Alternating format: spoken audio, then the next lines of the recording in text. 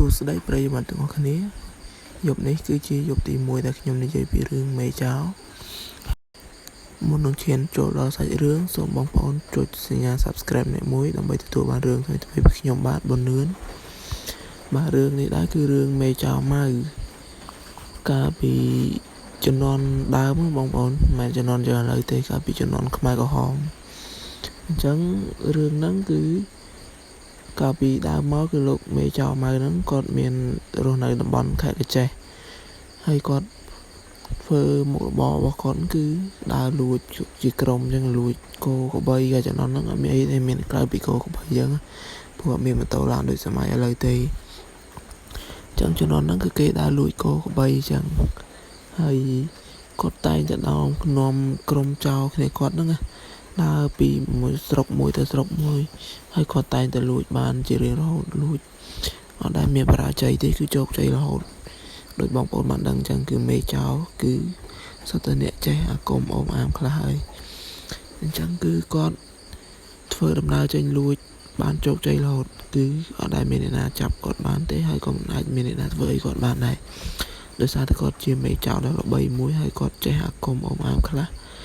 ទើបមិនអាចមានអ្នកណាអាចចាប់គាត់បានគឺដោយសារតែគាត់មានឫទ្ធិអំណាចខ្លាំងក្លាបែបហ្នឹងអ្នកណាក៏គេខ្លាចគាត់ដែរអញ្ចឹងគឺឲ្យតែឮល្បីថាមេចោចូលមកស្រុកណាគឺអ្នកស្រុកក្នុងគ្នាបិទទ្វារបិទបង្អួចរបស់គាត់ហ្នឹងគឺដើម្បីកុំឲ្យចោមកលួចអីវ៉ាន់ដូចជាគោក្របីទ្រព្យសម្បត្តិរបស់គាត់អញ្ចឹងណាហើយបងប្អូនគោក្របីអ្នកស្រុកគឺពីមុនគឺសវោតែគោក្របីចឹងឯងហើយក៏ត្រង់នៅក្រោលគោមានក្រោលមានត្រង់ត្រឹមត្រូវចឹងហើយទៅចោនឹងគាត់តែងតែធ្វើសកម្មភាពចេញប្លន់ទាំងថ្ងៃក៏មានពេលយប់ក៏មានដែរហើយគឺជោគជ័យរហូតប៉ុន្តែនៅមានថ្ងៃខ្លះក៏គាត់មានផ្លត់ស្នៀតខ្លះដែរបងប្អូនពេលខ្លះគឺគាត់ផ្លត់ស្នៀតដោយសារតែម្ចាស់គេតាមតនអីចឹងទៅក៏ប៉ុន្តែដោយសារតែគាត់ជាមេចោដែលល្បីល្បាញហើយមានរដ្ឋអំណាចមានដូចជាអាគមអូមអាមខ្លះចឹងការពារខ្លួនគឺ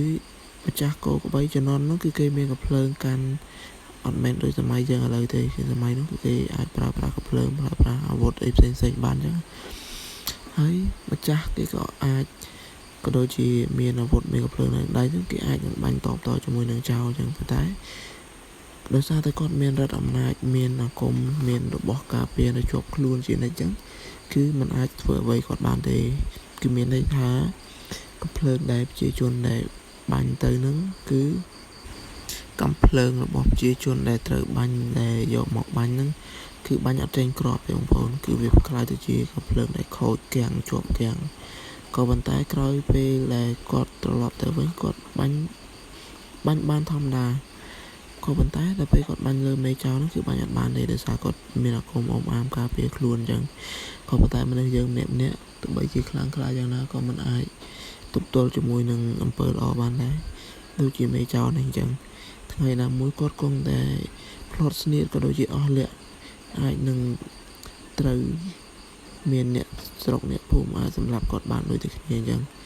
ហើយតទៅសាច់រឿងយ៉ាងទៀតបងប្អូនគឺគាត់នៅតែបន្តធ្វើជាមេចោដល់ល្បីមួយទៀតធម្មតាអញ្ចឹងហើយគាត់នៅតែបន្តលួចឆក់ប្លន់រហូតហើយប្រជាជនក៏ដូចជាអ្នកស្រុកអ្នកភូមិទៅដល់ទីណាក៏គេល្បីល្បាញទៅឈ្មោះគាត់ដែរហើយគេខ្លាចណាគេបារម្ភខ្លាចឲ្យតែមានឮថាមេចោនឹងទៅដល់ស្រុកណាគឺគេនាំគ្នាប្រុងប្រយ័ត្នក៏ប៉ុន្តែទោះបីជាប្រុងប្រយ័ត្នយ៉ាងណាក៏នៅតែគាត់អាចធ្វើអំពើក៏ដូចជាចេញសកម្មភាពឆក់ប្លន់លួចនិយាយទៅគឺប្លន់គឺនៅតែប្លន់បានដូចធម្មតាអញ្ចឹងដោយសារតែគាត់ចេះអំពើខ្លះអញ្ចឹងណាបងប្អូនហើយសម័យហ្នឹងបងប្អូនដឹងស្រាប់ហើយគឺសភៅតែអ្នកចេះអាគមអូមអាមអញ្ចឹងគឺឲ្យតែអ្នកល្បីអ្នកខ្លាំងក៏ដូចជាមេចោប្រមាណរូបផ្សេងទៀតគឺសុទ្ធតែចេះទាំងអស់